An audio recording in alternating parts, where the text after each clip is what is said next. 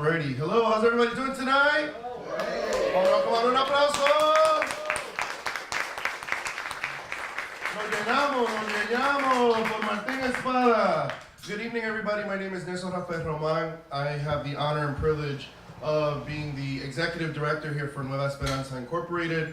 It's been a beautiful month for us here in Nueva Esperanza. Starting September 15th, we launched our very first ever Latinx Heritage Month events and activities. It started with a playwright, and it's ending with a poet. It's been a beautiful mix in between, everything from parades to El Grito de Lares with Juan Falcón and El Sol Latino. We've screened documentary films from Huracán. We've done so much this past month, and when I say we, it's because no man is an island, no man stands alone. I want to first start by thanking our board members. So Irene Feliciano is our board president. Irene, stand up, say hi. And we have an amazing force of Nueva Esperanza staff and interns. So all my Nueva staff and interns, please stand up and say hi and wave. Give it up for my amazing staff. Kayla, that's you too. Giovanni, you too. Thank you guys for all of your hard work. Jerry, Carmen, why didn't you stand up? Okay, Jerry, why didn't you stand up? Give it up for Carmen and Jerry for the Neighborhood Association. And let's give it up to our amazing young people. Let's give it up for Dom, who's our Julio student. Stand up, Dom. That's a youth right there. We're here tonight to unveil and celebrate the opening of this library. And I could read you all of the amazing things Martín Espada has done, and he has done a lot. But I want to share with you a story. I'm a storyteller. On how I came to know the amazing Martín Espada, and it's kind of funny actually. I really didn't know who he was, and I felt terrible. So his beautiful wife right here, can you say hello? I won't embarrass you. Just say hello. That's her. Give her a round of applause. She had emailed me saying, we want to connect. I have students. I'm a teacher. I would love to come to Nueva Esperanza. You know me. Sure, of course. Come on down. And then she goes, oh, and by the way, my husband, Martín Espada, says hi. I said, okay, great. Tell him I said hello. Tell him to come on down. Right? I think it was that casual, too. And she came. We gave him a tour, and Martín was there. And he was very quiet and observant. That's a Boricua thing, I think. He was very quiet and observant. And he was watching and listening. And we went upstairs. We went all over. And we were talking about what we were doing with Hurricane Maria and how we are going to go down to Huracán, to Puerto Rico to do some relief work. And in that process, me and his amazing, beautiful wife are still going to connect. We're still doing some amazing work with her students, so thank you. We're sitting in my office, and I just don't know. Out of nowhere, Martín goes, do you know who I am? You know, like in a very respectful way. And I was like, yeah, you're her husband, Tyler. Like, of course I know who you are. And he goes, yeah. And he goes, he pulls out a Sol Latino, and I want to thank Sol Latino for being our month sponsors and partners. Say hello, Sol Latino. I also want to thank Holyoke Media, Scott and Natalia Holyoke Media for covering all of our events. So he pulls out a Sol Latino, and he says, look, and he opens to page blah, blah, blah, and he goes, that's me. And there's this whole article, I remember reading it, about this guy, Martín Espada, who just won a national award, just got recognized nationally because of the amazing works in poetry. And I was embarrassed, because I was like, coño, yo no sabía quién es Martín Espada. And two, I was just in shock and honor that this man really was humble enough to come down to Nueva Esperanza. And the three things that he did for us is, one, he said, I want to support and be a part of Nueva and all the cultural stuff, but specifically around Puerto Rico, because we cannot forget Puerto Rico and the fact that Puerto Rico still has a lot of recovery stuff to do, and we still have a lot of work to do. So he's like, that was number one. Number two was around all this cultural stuff that Nueva has going on now, our new mission and vision to be a hub for a vibrant, powerful, sustainable Puerto Rican Afro-Caribbean community. And he said, number three, I have a lot of books, and I would love to donate these books and have a library here at Nueva Esperanza, because I told him that was our dream. And he said, sure. He said, I will. And literally a week later, the boxes and the emails and everything started rolling in, and the Martín Espada Library was hatched and born. And so I just thank this man personally. Gracias, Martín, por todo. It's been an honor to meet you from this And it just goes to show you a few things. We've really got to know Martín intimately, my staff and I, which has been beautiful. And as a result of the Martín Espada Library, we will be welcoming a sister library, the Hispanic American Library of Western Mass, and Juan Falcón's here. They're going to have the Holyoke branch right here complementing this library. So thank you, Juan Falcón, otra vez. So a few things that jumped out for me from that whole story that I shared from you is, I always say that my favorite line from Pedro Albizu Campos in English is that the youth have a duty to defend the homeland with the weapons of knowledge, right? I've always said that. And it just struck me in two ways. One is, wow, how naive and how still I still have to learn, and how I'm still a youth standing on the shoulders of amazing poets and authors who are in this room, thank you. But how I did not know who the Martín Espada was, and I met him as the man, and he was humble. He didn't wear Martín Espada like the big badge, but he provided me with the weapons of knowledge. He personally donated some books to my personal collection. I'm starting a library upstairs in my office. But our Cuyo youth, who are here every Saturday, have been picking a book from this library to read, and then they have to write a book report on it. And that's what was so important to me, is the fact that this community is young, and that we're coming to our essence as a Latino and Puerto Rican in this community, and that we are the front lines of resistance now in this country. And so for me, we, besides a food desert, which everyone says we have a knowledge desert down here. The closest library branch for these two communities in the Puerto Rican Cultural District, you have to walk 5 or 6 blocks away. And I do need to thank Maria Pagando from Holy Public Library, who's our other partner. She's made it a priority. She's helping us with cool technology. She's giving us the old scan card libraries from the library, because this is a reference library. You can use this library while you're here.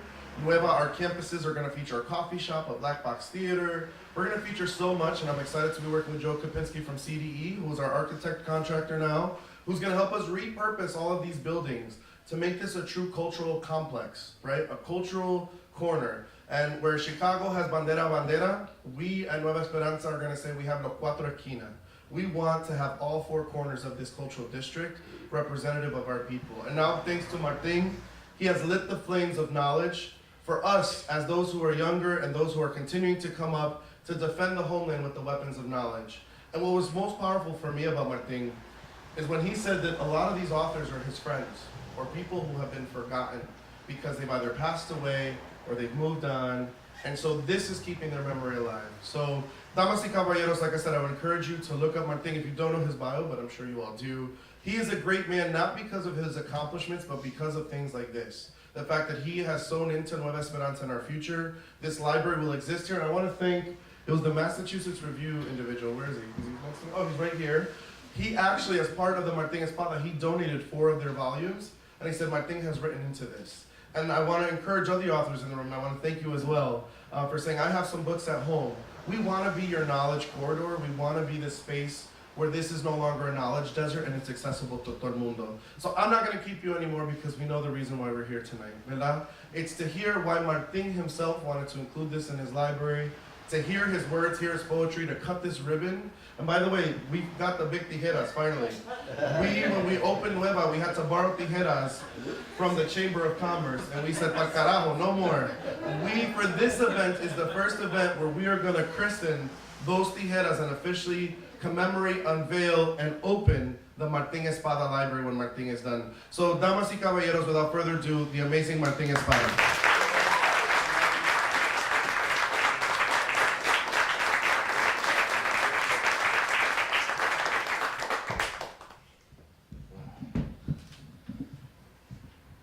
Buenas noches. Buenas noches. Oh, I want to thank Nelson Román for that story and that introduction. I am in 7th heaven here. You know, if I remembered my dreams, I don't remember my dreams because I take Ambien, okay? But if I could remember my dreams, this would be what I'd be dreaming about, right here, right? Not just those books and those names, those faces, not just that guy, but all the other things around it, you know, all the astonishingly beautiful artifacts, creations of our community. We are a beautiful people. It's very hard sometimes to remember that. I had such a great time doing this. And first, I started gathering up the books that I had at my house that I wanted to donate. And then if you know people who collect books, you know what's going to happen next. I said, I can't give him that one. I can't give him that one. No, I want to keep that one.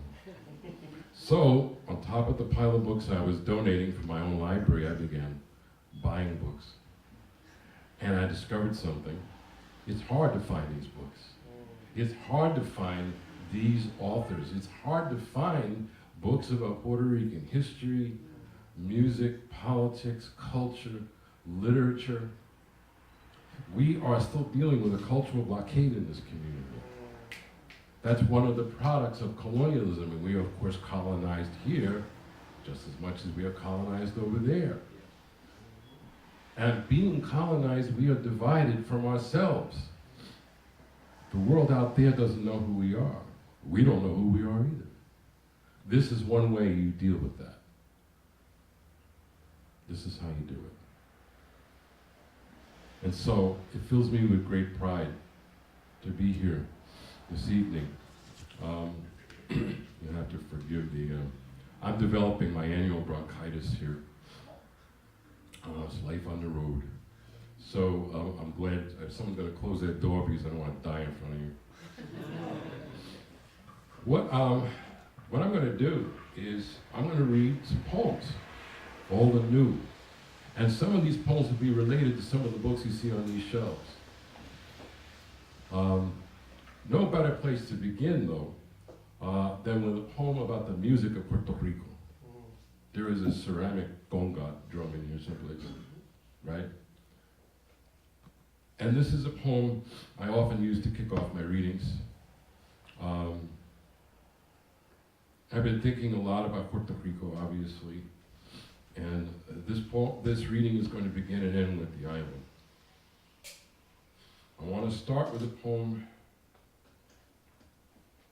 called En la calle San Sebastián. It's a poem about the music of Puerto Rico, but particularly the music brought by the slaves from West Africa with their religion to survive every attempt by the Spanish to stamp it out, and is now an essential part of Puerto Rican identity and culture. Of course, most of you know this. If you go to Yoho San Juan, the old city, you'll find a street there called San Sebastián. St. Sebastian Street, a street famous for its music, the big festival there, and the music coming all year long from the bars and the clubs, the cafes, the street itself, and so much of it music that originally came with the slaves and their religion from West Africa. So for me, San Sebastián is a street of miracles. It's a street where the impossible can happen, even the end of war, the return of the dead, and the survival of a people. There's a very simple Spanish refrain here, for those of you who may not know the language, in La Calle San Sebastián on St. Sebastian Street.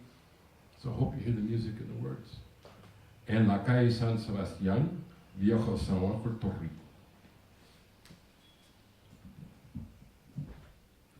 Here in a bar on the street of the Saint de la Calle San Sebastián, a dancer in white with a red scarf in La Calle San Sebastián calls to the gods who were freed by slaves in La Calle San Sebastián, and his bronze face is a lantern of sweat in La Calle San Sebastián, and hands smack congas like flies in the field in La Calle San Sebastián, and remember the beat of packing crates in La Calle San Sebastián, from the days when overseers banished the drum in La Calle San Sebastián, and trumpets screeched like parrots of gold in La Calle San Sebastián, trumpets that herald the end of the war in La Calle San Sebastián, as soldiers toss rifles on cobblestone in La Calle San Sebastián, and the saint himself snaps an arrow in half in La Calle San Sebastián. Then lost grandfathers and fathers appear in La Calle San Sebastián, fingers tugging my steel wool beard in La Calle San Sebastián, whispering, your beard is gray in La Calle San Sebastián, spilling their rum across the table in La Calle San Sebastián, till cousins lead them away to bed in La Calle San Sebastián, and the dancer in white with the face of bronze in La Calle San Sebastián shakes rain from his hair like the god of storms in La Calle San Sebastián, and sings to the blood that drums in the chest in La Calle San Sebastián, and praises the blood that beats in the hands in La Calle San Sebastián and La Calle San Sebastián.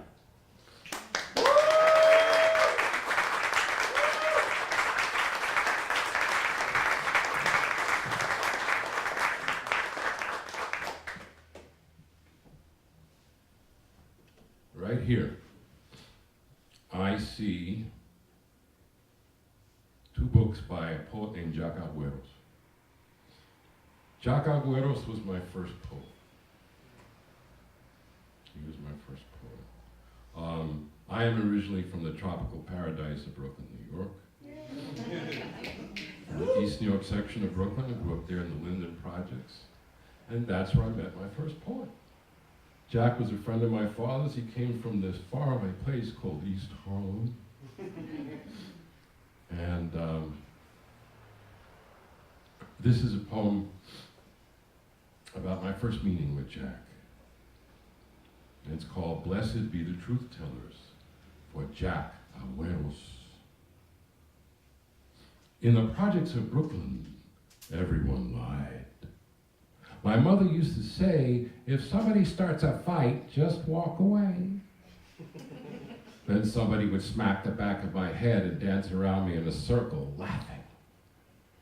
When I was 12, pus bubbled on my tonsils and everyone said, after the operation, you can have all the ice cream you want.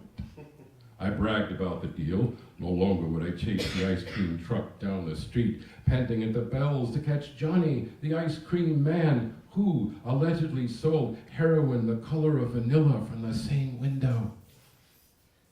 Then Jack, the truth teller, visited the projects. Jack, who herded real camels and sheep through the snow of East Harlem every 3 Kings Day. Jack, who wrote sonnets of the jail cell and the racetrack and the boxing ring. Jack, who crossed his arms in a hunger strike until the mayor hired more Puerto Ricans. And Jack said, you're gonna get your tonsils out? Ay, bendito cuchifrito, Puerto Rico, that's gonna hurt. I was etherized, then woke up on the ward, heaving black water onto white sheets. A man poking through his hospital gown leaned over me and sneered, you think you got it tough? Look at this, and showed me the cauliflower tumor behind his ear. I heaved up black water again. The ice cream burned. Vanilla was a snowball spiked with bits of glass. My throat was red as a tunnel on fire after the head-on collision of 2 gasoline trucks. This is how I learned to trust the poets and shepherds of East Harlem. Blessed be the truth tellers, for they shall have all the ice cream they want.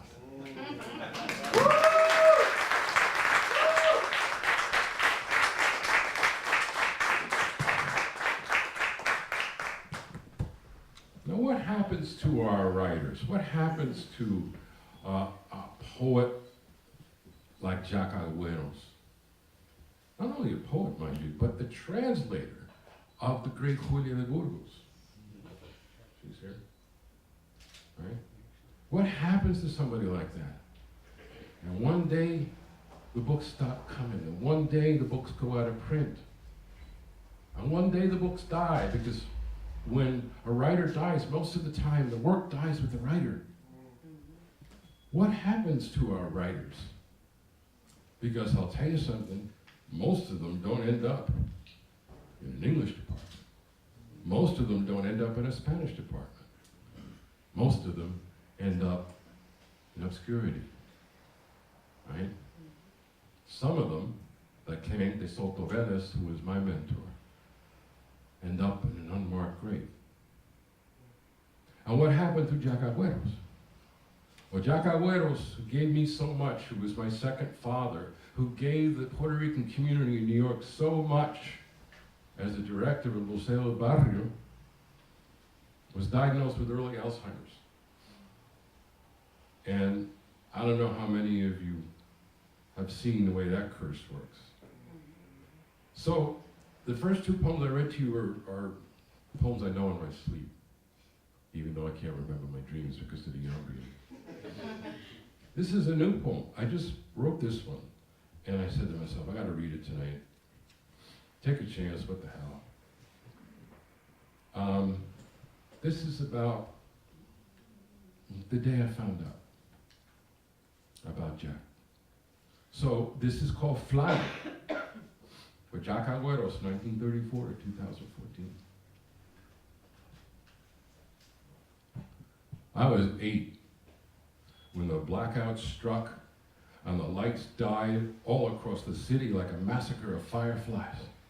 In the projects of Brooklyn, I steered myself to 14F, fingers spread against the cool tiles of the hallway, past the concrete and chicken wire terrace where I once burnt ants with a magnifying glass.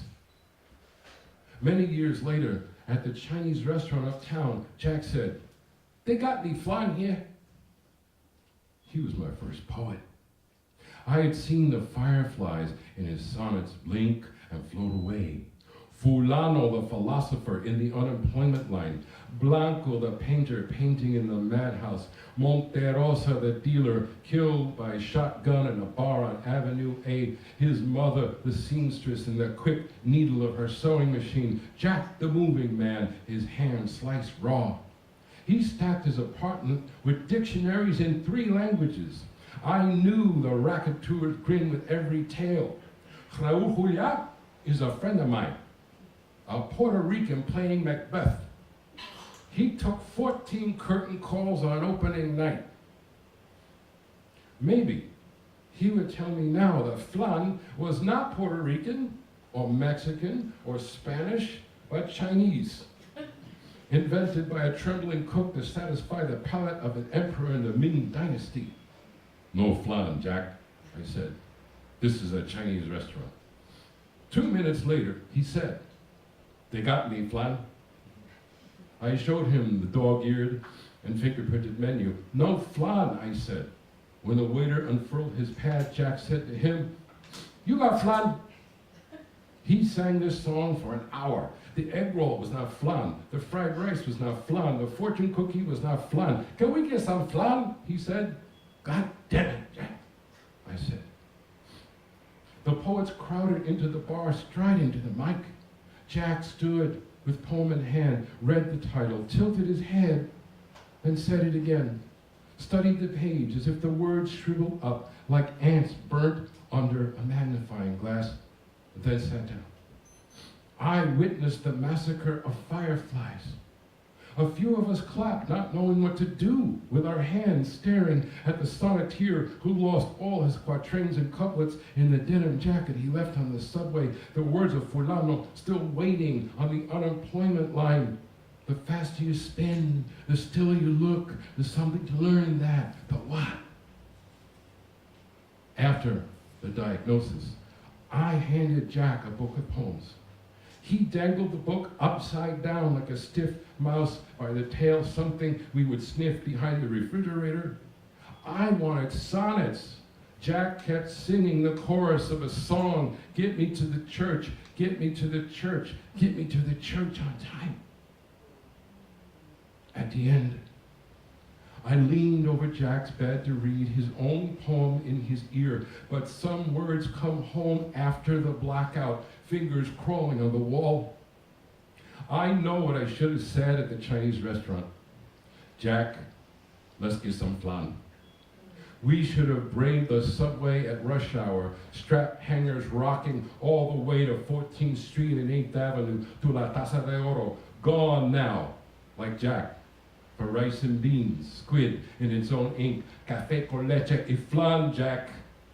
A spoonful of flan for you, after all the years of sonnets and bread for me. The steam rising when your hand cracked the crust at the table.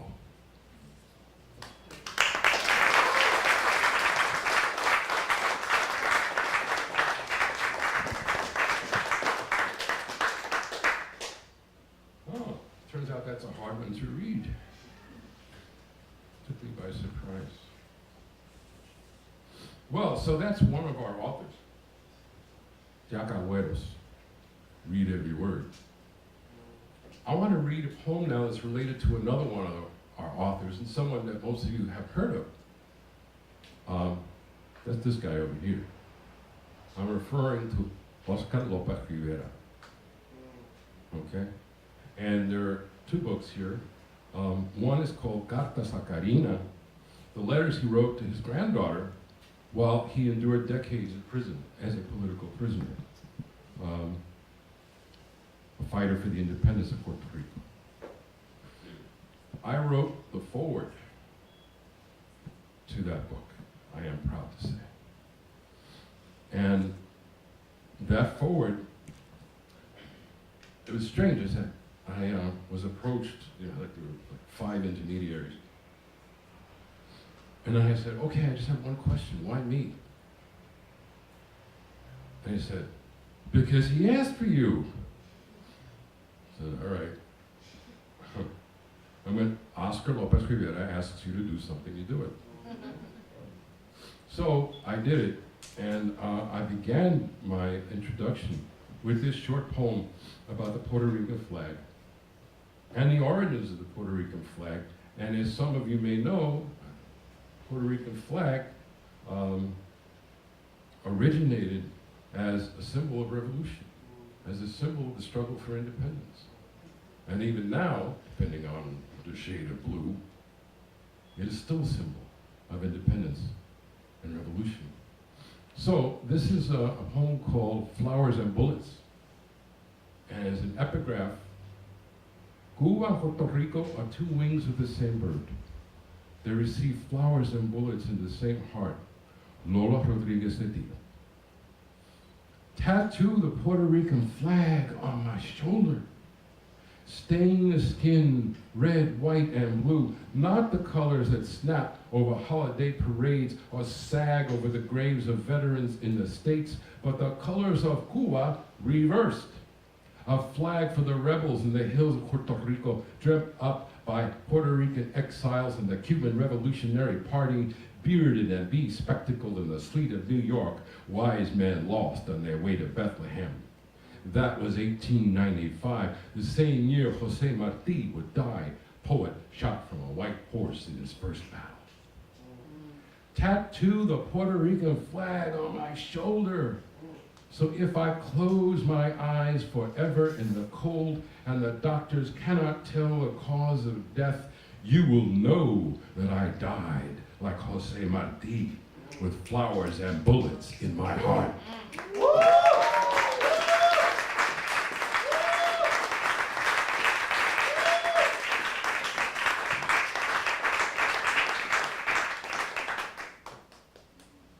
Well, so eventually I left New York, I wandered around, and I figured out a way to serve my community, and it wasn't poetry, not at first anyway.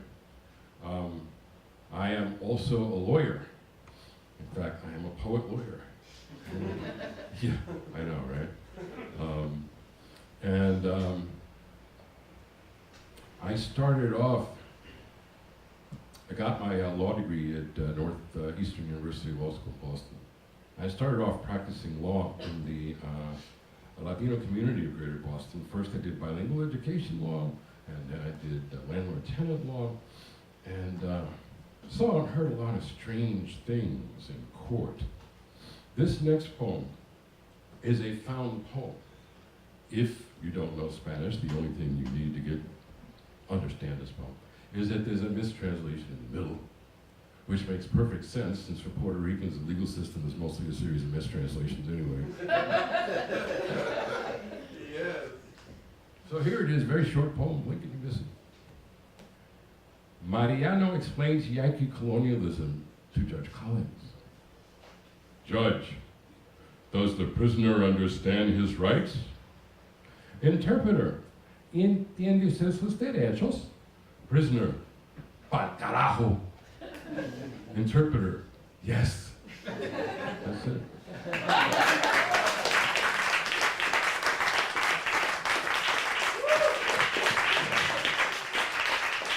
All right, you know what that means. And there are places where I read that poem and people don't know what that phrase means.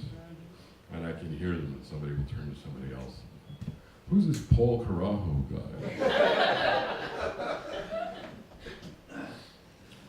So, I'd like to dedicate this reading to Paul Carajo. So even in those days, we were en la brega, en la lucha. And this next poem is a new poem about the work I did in Chelsea. Chelsea and Holyoke have so much in common.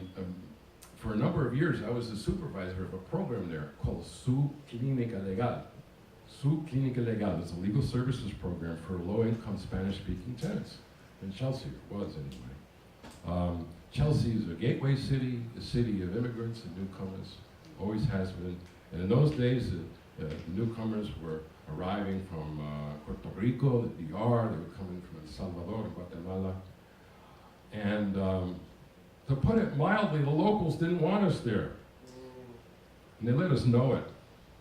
So the first half of this poem is about an incident, something that actually happened to me when I was stuck in a taxi on the Mystic Tobin Bridge, trying to get back from Chelsea into Boston. And the second half of the poem is about a notorious case, the Chuck Stewart case in Boston, where a white man shot his wife, pregnant wife, killed her, and then blamed a black man for it, and almost got away with it, because Boston. So, this is called Jumping Off the Mystic Tobin Bridge. I close my eyes and see him windmilling his arms as he plummets from the Mystic Tobin Bridge to prove me wrong, to show me he was good, to atone for sins like seeds in the lopsided apple of his heart, but mostly to escape from me in the back of his cab, a Puerto Rican lawyer in a suit and tie. I hated the 111 bus. Sweltering in my suit and tie with a crowd in the aisle, waiting to hit a bump on the Mystic Tobin Bridge so my head would finally burst through the ceiling like a giraffe on a circus train. I hated the 111 bus after eviction day in Chelsea District Court, translating the landlords and judges into Spanish so the tenants knew they had to stuff their clothing into garbage bags and steal away again. Away from the 40-watt squint that followed them everywhere, that followed me because I stood beside them in court. I would daydream in the humidity of the bus, a basketball hero, flipping the ball up pages of the law into the wastebasket at the office as the legal aid lawyers chanted my name. I hated the 111 bus. I had to take a taxi cab that day. "What the hell are you doing here?" said the driver of the cab to me in my suit and tie. "You gotta be careful in this neighborhood. There's a lot of Jose's around here." The driver's great-grandfather staggered off a boat so his great-grandson could one day drive me across the Mystic Tobin Bridge. But there was no room in the taxi for chalk and a blackboard. He could hear the sawing of my breath as I leaned into his ear, past the bulletproof barricade somehow missing, and said, "I'm a Jose." I could see the 40-watt squint in his rearview mirror. "I'm Puerto Rican," I said. It was exactly 5 p.m. and we were stuck in traffic in a taxi on the Mystic Tobin Bridge. The driver stammered his own West Side story without the valet, how a Puerto Rican gang stole his cousin's wallet years ago. "You think I'm gonna rob you?" I said, in my suit and tie, close enough now to tickle his ear with the mouth of a revolver. I could hear the sawing of his breath. He still wanted to know what I was doing there. "I'm a lawyer. I go to court with all the Jose's," I said. Stalled traffic steamed around us, the breath of cattle in the winter air. "Where you going for the holidays?" the driver said. I thought about Christmas Eve in court, eviction orders flying from the judge's bench when tenants without legal aid lawyers or children old enough to translate the English of the summons did not answer to their names. Every year, the legal aid lawyers told the joke about the Christmas defense. "Your Honor, it's Christmas." I said to the driver, "I will be spending Christmas right here with my fellow Jose's." The driver shouted, "What do you want me to do? Get out of this cab and jump off the bridge?" We both knew what he meant. We both knew about Chuck Stewart, the last man to jump off the Mystic Tobin Bridge. Everybody knew how Chuck drove his wife to Mission Hill after birthing classes, the flash and pop in the dark when he shot her in the head and himself in the belly. Everybody knew how he conjured a black carjacker on the crackling call to 911, the way the Mercury Theater of the Air conjured Martians in New Jersey on the radio half a century before. Everybody knew how 100 cops pounded on door after door on the projects of Mission Hill, locking a black man in a cage for the world to see, like the last of his tribe on exhibit at the World's Fair. Everybody knew how Chuck would have escaped cashing the insurance check to drive away with a new Nissan, but for his brother's confession, the accomplice throwing the Gucci bag with makeup, the wedding rings, and the gun off the Dizzy Bridge in Revere. Everybody knew how Chuck parked his new car on the lower deck, left a note, and launched himself deep into the black water. How the cops hauled his body from the river by lunchtime when I walked into the office to tell the secretary Chuck Stewart just jumped off the Mystic Tobin Bridge. I said nothing to the driver. I almost nodded yes in the rearview mirror. I confess, for a flash, I wanted him to jump. The driver, the cops, the landlords, the judges all wanted us to jump off the Mystic Tobin Bridge. All wanted us to sprout gills like movie monsters so we could paddle underwater back to the islands, down into the weeds and mud at the bottom, past the fish-plucked rib cages of the dead, the rusty revolvers of 1,000 crimes unsolved, the wedding rings of marriages gone bad, till we washed up on shore in a tangle of seaweed, gasping for air. Last night, still more landed here, clothing stuffed in garbage bags to flee the god of hurricanes, flinging their houses into the sky, or the god of hunger slipping his knife between the ribs. Not a dark tide, like the tide of the Mystic River, but builders of bridges. You can walk across the bridges they build, or you can jump.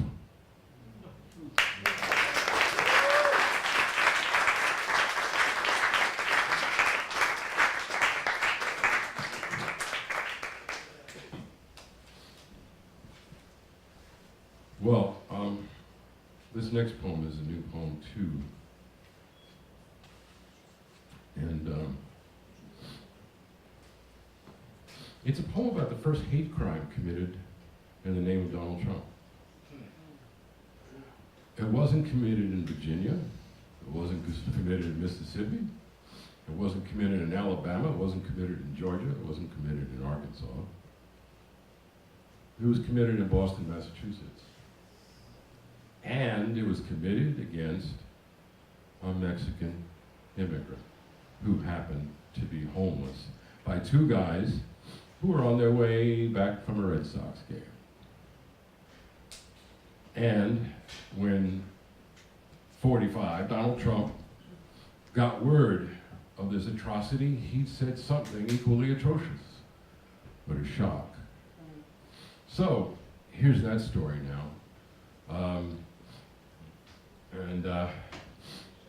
This is also a reminder that we are all in this together.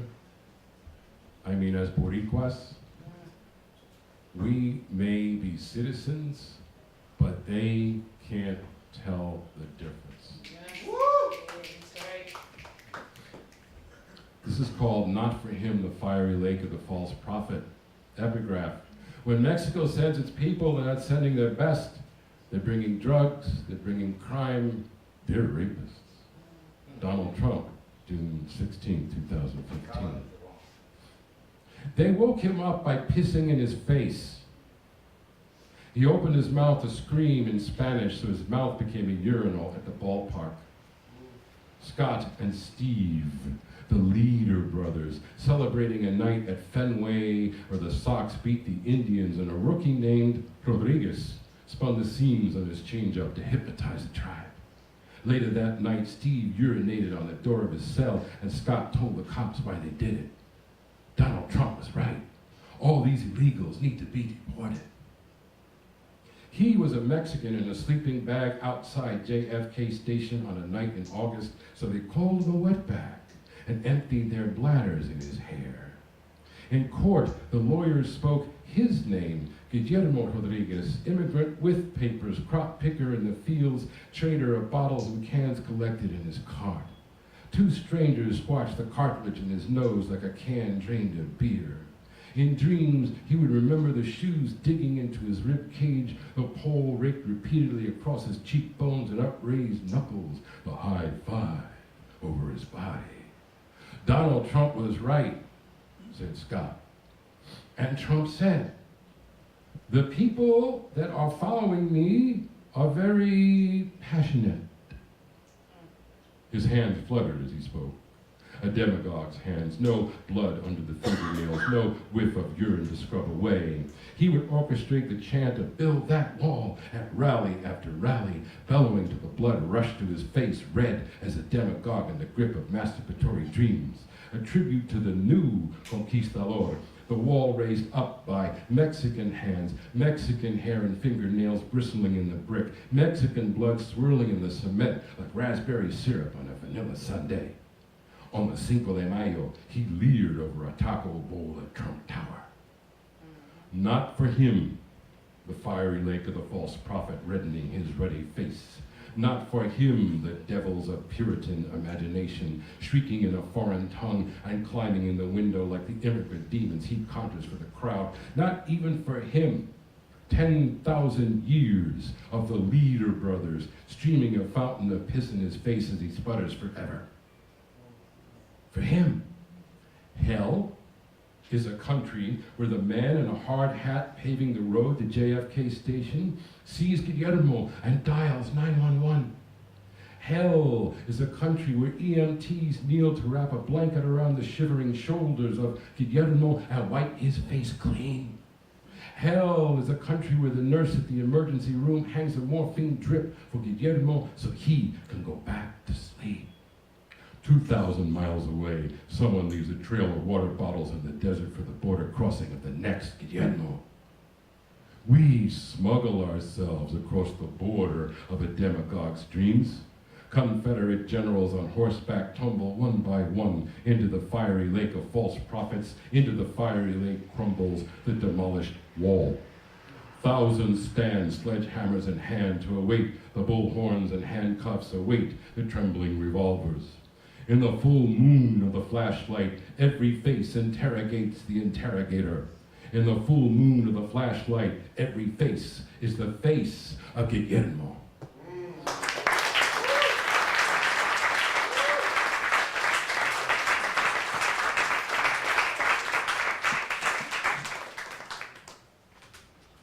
Well, I am of the belief that in these times of so much hate, we must write poems motivated by love.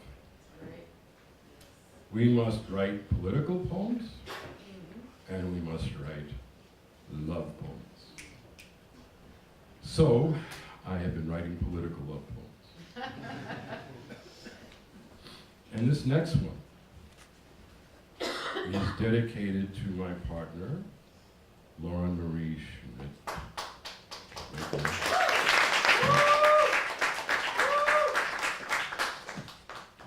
Okay.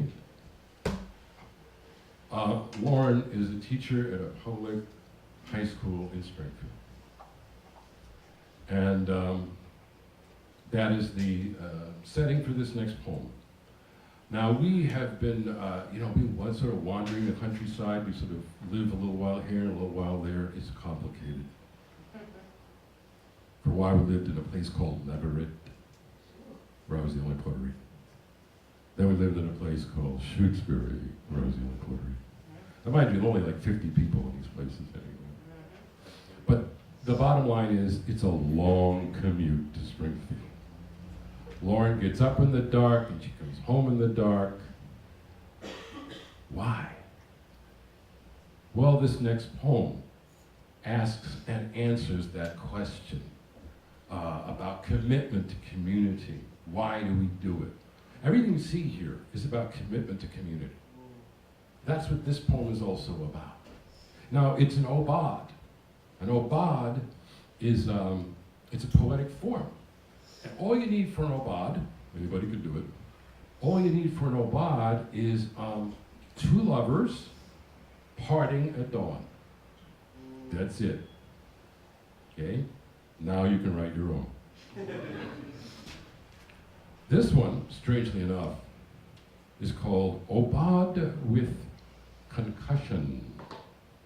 And there's an epigraph from one of our other Boricua poets. Poverty is black ice, no manjada. You leave me sleeping in the dark. You kiss me, and I stir. Fingers in your hair, eyes open, unseeing. You leave me asleep every morning, commuting to the school in the city at sunrise. The landlord's driveway, a muddy creek, ices over hard after the freezing rain clatters all night. Your feet fly up, your head slamming the ground, an eclipse of the sun flooding your eyes. You sleep under the car. No one knows how long you sleep. You awake with 100 ice picks stabbing your eardrums. You awake, coat and hair soaked, and somehow drive to school. You remember to turn left at the Smith & Wesson factory. The other teachers lead you by the elbow to Mercy Hospital, where you pause when the nurse asks your name, where you claim your pain level is a 4, and they slide you into the white coffin of an MRI machine. You hold your breath. They film your brain. Concussion. The word we use for the boxer plunging face first to the canvas after the uppercut blindsided him, not the teacher commuting to school at sunrise in a Subaru Crosstrek. Yet you would drive, ears hammering as they hammer in the purgatory of the MRI. A week before, Isabella came to you in the classroom and said, "Miss, I cannot sleep. 3 days, I cannot sleep." Her boyfriend called at 2 a.m. and she did not pick up. At 3 a.m., a single shot to the head put him to sleep, and he will sleep forever, his body hidden beneath a car in a parking lot on Maple Street, the cops, the television cameras, the neighbors all gathering at the yellow tape carnival of his corpse. You said to Isabella, "Take this journal, write it down. You don't have to show me. You don't have to show anyone."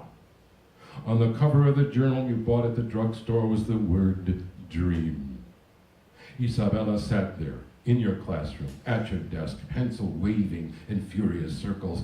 By lunchtime, as her friends slapped each other, Isabella slept, head on the desk, face pressed against the pages of the journal. This is why I watched you sleep at 3 a.m., when the sleeping pills failed to quell the strike meeting in my brain. This is why I say to you, when you kiss me in my sleep, don't go, don't go. You have to go.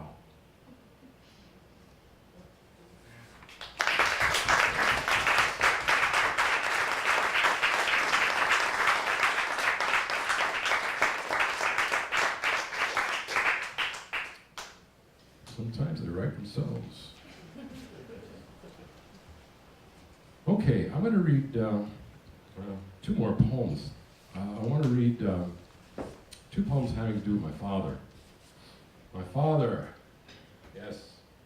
My father, Francisco Luis Espada, Frank Espada, was born in Utuado, Puerto Rico in 1930, came to this country where he was a boy, and became known as a community organizer, civil rights activist, a leader, some would say the leader of the Puerto Rican community in New York in the 1960s. But he was best known, my father was, as a documentary photographer. He created something called the Puerto Rican Diaspora Documentary Project, the photo documentary of the Puerto Rican migration, all the way across this country and even back to Puerto Rico. It had never been done before. And a lot of people told him it couldn't be done now. One such person was a famous photographer. His name was Cornell Kappa. And Cornell Kappa said to my father, and I quote, "No one wants to look at pictures of Puerto Ricans, Frank." My father used that statement as motivation. You know how, your parents or your grandparents will tell the same story over and over again, and you have to act like it's the first time you ever heard it? Here we go. He would say, yeah, Cornell Kappa, huh? Cornell Kappa. You know what he said to me? No, what? No one wants to look at pictures of Puerto Ricans, Frank. Well, my father's photography is now included in the collections of the Smithsonian Museum of American History, the Smithsonian Museum of American Art, the National Portrait Gallery, and the Library of Congress. Wow.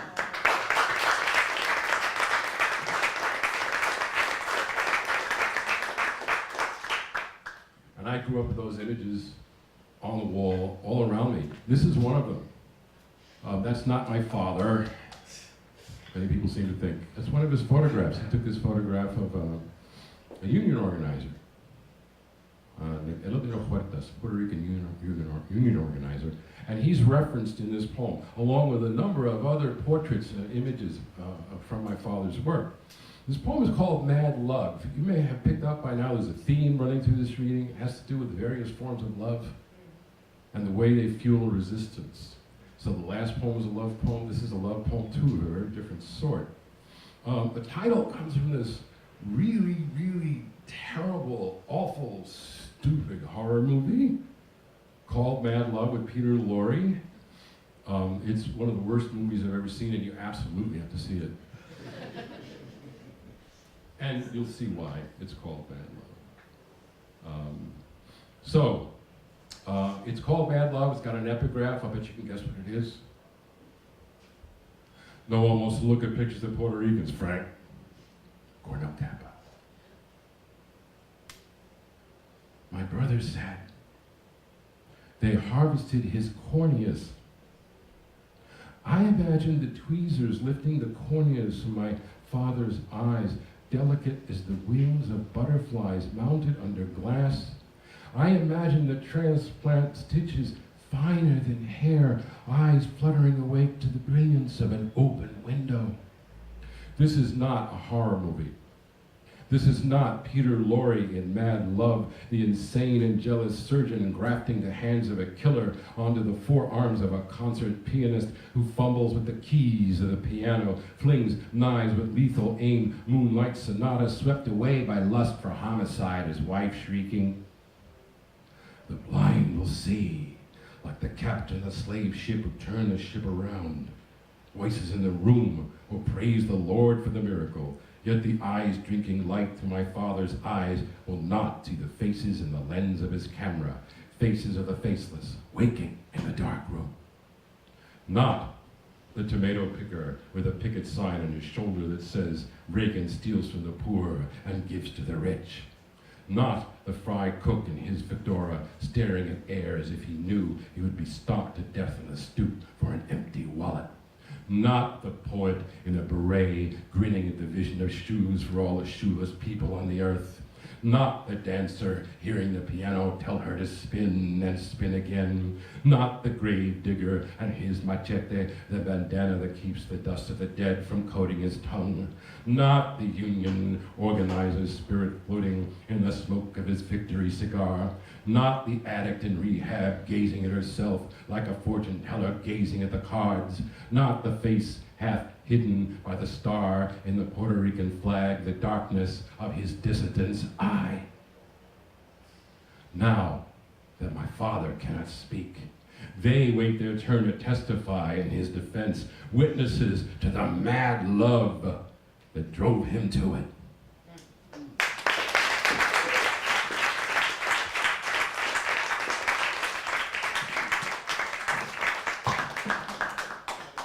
going to read one more. This is a poem about Hurricane Maria and the aftermath of Hurricane Maria. This poem is that poem. There's a broadside that was created by the Poetry Foundation in Chicago. In the upper left-hand corner of that broadside is a photograph by my father, a young man with a Puerto Rican flag. And the poem itself, as you can see, is called Letter to My Father. I mentioned that my father was born in Utuado. And many of you know about Utuado, town way up in the mountains. And many of you will remember that when the first reports started coming in, every time I turned around, there was Utuado. If you saw images of Puerto Rico right after the hurricane, you saw Utuado. If you read articles coming out of the island at the time of the hurricane, there was Utuado. In the New Yorker, there was a writer, John Lee Anderson, who said that Utuado had become a byword for the island's devastation. And I was seeing this over and over and over again. And I knew they were lying about 16, and I knew they were lying about 64. And there's a Harvard study now that says 4,600. And I still think they missed a few. We know. We know. And my father knows too, even though he's been gone 4 years. He knows because I was talking to him about it. Now it's not unusual for us to talk to the dead. That's especially true if you happen to have their remains in your living room. I have his ashes. My family didn't want them. I ended up with them. Okay? And so I began talking to him, telling him what was happening to his beloved Utuado, his beloved Puerto Rico, and imagining what he would say back. And everything actually in this poem that he said during his lifetime. So this is the poem I want to finish with, and I think it's really, really appropriate to read it here at Nueva Esperanza, where they've done such magnificent work in terms of relief efforts for the island of Puerto Rico. Give them a hand for that.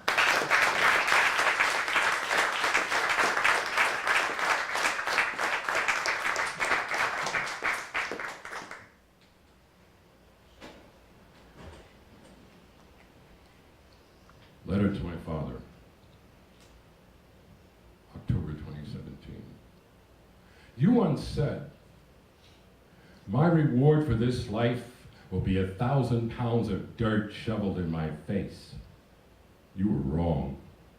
You are 7 pounds of ashes in a box, a Puerto Rican flag wrapped around you next to a red brick from the house in Utuado where you were born, all crammed together on my bookshelf. You taught me there is no God, no life after this life, so I know you're not watching me type this letter over my shoulder. When I was a boy, you were God. I watched from the 7th floor of the projects as you walked down into the street to stop a public execution. A big man caught a small man stealing his car, and everyone in Brooklyn heard the car alarm wail of the condemned. He's killing me.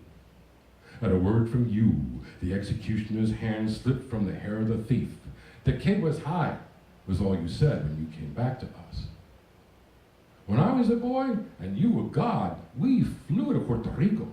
You said, my grandfather was the mayor of Utuado. His name was Buenaventura. That means good fortune. I believed in your grandfather's name. I heard the tree frogs chanting to each other all night. I saw a banana leaf and elephant palm sprouting from the mountain's belly. I gnawed the mango's pit, and the sweet yellow hair stuck between my teeth. I said to you, you came from another planet. How did you do it? You said, every morning, just before I woke up, I saw the mountains. Every morning, I see the mountains. In Utuado, 3 sisters all in their 70s, all bedridden, all Pentecostales who only left the house for church, lay sleeping on mattresses spread across the floor when the hurricane gutted the mountain the way a butcher slices open a dangled pig, and a rolling wall of mud buried them, leaving the fourth sister to stagger into the street, screaming like an unheeded prophet about the end of the world. In Utuado, a man who cultivated a garden of aguacate and carambola, feeding the avocado and star fruit to his nieces from New York, saw the trees in his garden beheaded all at once like the soldiers of a beaten army, and so hanged himself. In Utuado, a welder and a handyman rigged a pulley with a shopping cart to ferry rice and beans across the river where the bridge collapsed, witnessed the cart swaying about so many hands, then raised a sign that told the helicopters, "Campamento los olvidados," Camp of the Forgotten. Los olvidados. Wait 7 hours in line for a government meal of Skittles and Vienna sausage, or a tart to cover the bones of a house with no roof as the fungus grows on their skin from sleeping on mattresses drenched with the spit of the hurricane. They drink the brown water, waiting for microscopic monsters in their bellies to visit plagues upon them. A nurse says, "These people are going to have an epidemic. These people are going to die."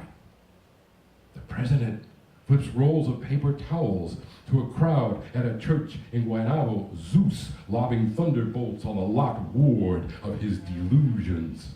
Down the block, cousin Ricardo, Bernice's boy, says that somebody stole his can of diesel. I heard somebody ask you once what Puerto Rico needed to be free, and you said, 3 pulgadas de sangre en la calle. 3 inches of blood in the street. Now, 3 inches of mud flow through the streets of Utuado, and troops patrol the town as if guarding the vein of copper in the ground, as if a shovel digging graves in the backyard might strike the ore below, as if La Brigada swinging machetes to clear the road might remember the last uprising. I know you are not God. I have the proof. 7 pounds of ashes in a box on my bookshelf. Gods do not die, and yet I want you to be God again. Stride from the crowd to seize the president's arm before another roll of paper towels sails away. Thunder Spanish obscenities in his face.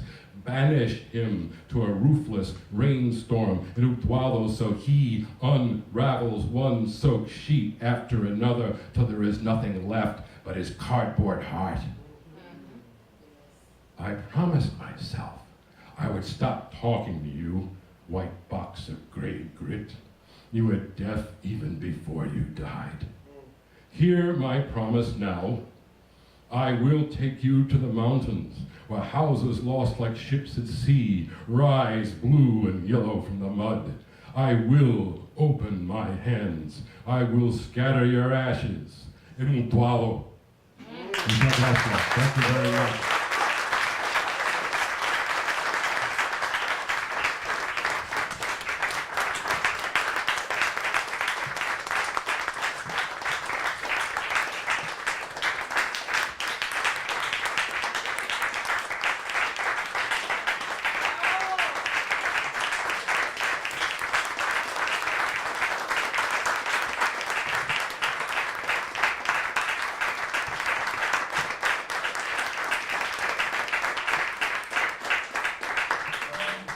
So we can move the podium, and I invite the board of Nueva, Manuel Frau, who's part of the Latinx Heritage. Somebody else can take the photo for you. We have other people around here, don't worry.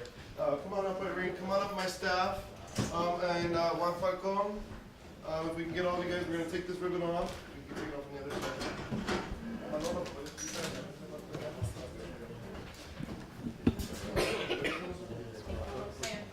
Everybody get behind. Yeah, look here.